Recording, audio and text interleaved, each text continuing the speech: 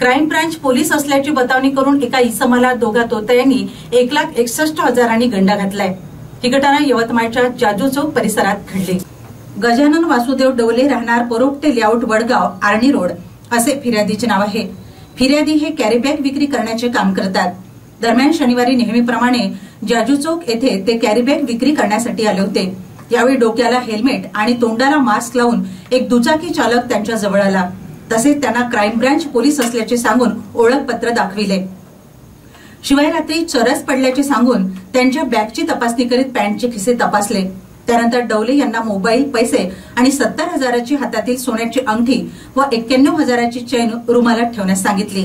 तसेच तो रुमाल बांधून त्यांनी डवले यांच्या हातात दिला।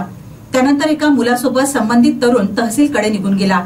काही अंतरावर गेल्यानंतर त्यांनी रुमालाची पाहणी केली तेव्हा रुमालात पैसे व मोबाईल आढळून आले, मात्र सोन्याची अंगठी आणि चैन दिसून आली नाही।